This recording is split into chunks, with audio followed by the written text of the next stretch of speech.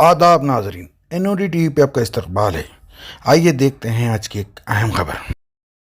है उस इंसानियत से दर्दनाक वाक़े के बारे में बयान भी कर सकूं।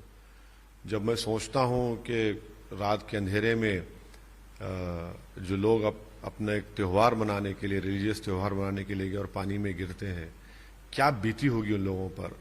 यानी एक दर्दनाक तकलीफदेह बात है। हम तो सिर्फ ये उम्मीद करते हैं कि देश के प्रधानमंत्री श्री नरेंद्र मोदी और उनकी सरकार जो गुजरात में है वो मरने वालों से इंसाफ करेगी, सिर्फ जबानी खर्च ना हो, मरने वालों को ये पता चल जाए, यकीन हो जाए कि इंसाफ हो रहा है। आप एक टिकट बेचने वाले को केस बुक करते हैं, ये क्या है भाई? उसको बनाने वाला कौन, उसको क्यों टेंडर दिया गया और बगैर उसका फिटनेस हुए किसने कह दिया कि जनता उसको इस्तेमाल कर सकती है? ये मुद्दा है। देखिए, आप सिर्फ बोले जाएंगे इंसाफ होगा, हम आश्वासन देंगे, सब जबानी खर्च है। पीड़ित परिवार को यकीन होना चाहिए कि मैंने अपनी मां को, अपने भाई को, अपने बाप को जो खोया है उसका जिम्मेदार कौन लोग है और उसको सजा मिलेगी। एक्सग्रेशिया से तो जान वापस आने वाली नहीं है। इंसाफ करने से उनको इत्मीनान होगा कि हाँ, जिन्होंने गलती की उनको सजा मिलेगी। बीजेपी ये कह रही है कि ऐसे मौके पे दीगर पार्टियां ऐसे मौके पर नहीं कोई, मैं लाशों के ऊपर सियासत नहीं करता हूं, ना करूंगा कभी। 40 लोग गुजरात में नकली शराब पीकर मर गए, कौन जिम्मेदार है उसका बताइए? सरकार ही तो जिम्मेदार है ना। अब सरकार से जब हम सवाल करेंगे, उनसे पूछेंगे कि इंसाफ करिए, तो इसमें राजनीति कहां हो रही है भाई? अगर आप बगैर सर्टिफाई करे ब्रिज पे चालू कैसा हो गया? और उस ब्रिज को बनाने वाला प्रेस कॉन्फ्रेंस करके कहता है कि हमने बनाया है और अब उसको ये सब ठीक कर दिया है। ये सरकार की जिम्मेदारी है ना। जो लायबिलिटी तो सरकार पर आएगी, तो सरकार से ही बताना पड़ेगा कैसे उन लोगों की मौत हुई है।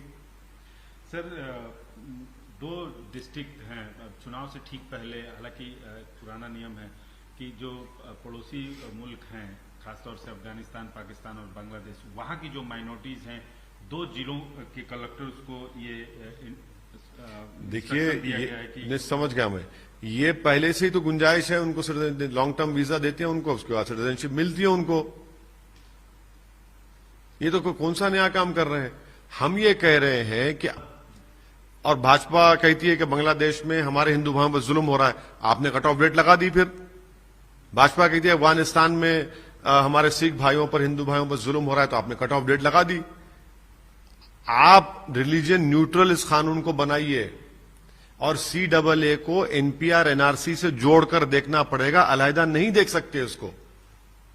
अंग्रेजी में जो कहावत है कि devil is in the detail, detail NPR NRC में है और सुप्रीम कोर्ट सुन रहा है, देखते हैं क्या होता है। सर, एक कमेटी बनाई गई है यूनिफॉर्म सिविल कोड के लिए गुजरात में, उस पर यूनिफॉर्म सिविल कोड की जो चुनाव से पहले भाजपा ने कमेटी बनाई है, वो अपनी नाकामियों को, अपनी गलत फैसलों को छुपाने के लिए एक कमेटी बनाई गई है कि यूनिफॉर्म सिविल कोड के बारे में सोचेंगे, कैसा करेंगे। आप ये बताइए, Shri Narendra Modi, Hindu undivided family tax rebate सिर्फ हिंदुओं को क्यों मिलता है? मुसलमान ईसाइयों को भी दीजिए। ये तो राइट टू इक्वालिटी के खिलाफ है भारत के संविधान के। गुजरात में डिस्टर्ब्ड एरियाज एक्ट है, एक मुसलमान की दूसरे समुदाय घर खरीदने की इजाजत डीएम देता ही नहीं है। यह यूनिफॉर्म सिविल कोड है। कोई धर्म परिवर्तन अगर करना चाहता है गुजरात में तो इजाजत नहीं मिलती, यह यूनिफॉर्म सिविल कोड है। क्या डायरेक्टिव प्रिंसिपल इस संविधान में आर्टिकल 39 नहीं है, जिसमें कहा गया कि देश की पूरी दौलत को सब लोगों में बराबर बांटा जाए? आज देश की 60% दौलत कितने परसेंटेज लोगों के पास है बताइए आप? तो ये है अपनी नाकामियों को छुपाने के लिए यूनिफॉर्म सिविल कोड, और कुछ नहीं है। एक सियासी पार्टी है आम आदमी पार्टी, वो भी गुजरात में आजकल काफी सक्रिय है और उनके मुखिया ने बोला कि नोट पे गणेश लक्ष्मी की तस्वीर लगाई जानी चाहिए। इससे ये जो लीकर स्कैम में इस पार्टी के लोग जो पकड़े गए हैं, वो कौन सी नोट ले रहे थे? उनके एक मंत्री जेल में है, वो कौन सी नोट का इल्जाम उन पर लगा है? तो ये मुख्यमंत्री देश को बता रहे हैं कि सिर्फ नरेंद्र मोदी हिंदुत्व आइडियोलॉजी पर नहीं चल रहे हैं, मैं भी उनसे तेज चल रहा हूं, उनसे आगे बढ़ना चाहता हूं। वही तो कंपटीशन हो रहा है कि कौन हिंदुत्व की आइडियोलॉजी पर ज्यादा चलेगा। नोट पर तस्वीर लगाना किसी रिलीजियस पे, उस पे देखिए आपकी क्या राय? नहीं, देखिए 2010 में आरबीआई की एक रिपोर्ट है जिसमें कहा गया कि सबसे बड़ी पर्सनालिटी इस देश में महात्मा गांधी की है, उन्हीं की फोटो होनी चाहिए। उस रिपोर्ट को लेट अरुण जेटली साहब जब मिनिस्टर थे, उस वक्त एमपी होते थे हमारे दोस्त कीर्ति आजाद साहब, उनके सवाल के जवाब में उन्होंने कहा था कि मोदी सरकार उस रिपोर्ट को मानती है। मद्रास हाईकोर्ट, एक और हाईकोर्ट ने एक पिटीशन को रिजेक्ट कर दिया कि जो मांग कर रहे थे कि और पर्सनालिटीज की फोटो हो। मैं नहीं चाहता बहस मुसलमान कि हमारे मुसलमानों के मुकद्दस फोटोज लगाए जाए। अरे भाई क्या वो रोड सिस्टम कहां नहीं रखते, किधर किधर नहीं रखते लोग नोट। ड्रग्स के लिए इस्तेमाल होता है, महिलाओं के अत्याचार के लिए, क्या क्या गंदगी है पूरा वो। तो ये सवाल ये है कि ये आइडियोलॉजी की लड़ाई है और हिंदुत्व की आइडियोलॉजी में ये बताना चाह रहे हैं कि सिर्फ नरेंद्र मोदी नहीं बल्कि हम भी उनसे आगे हैं। सर अब थोड़ा हैदराबाद की बात कर लेते हैं। राहुल गांधी यहाँ पर भारत जोड़ो यात्रा में हैं, अभी मौजूद हैं। आज उन्होंने 4 मीनार से काफी इमोशनल भाषण दिया और अपने पिता का जिक्र किया कि वो यहाँ आए थे।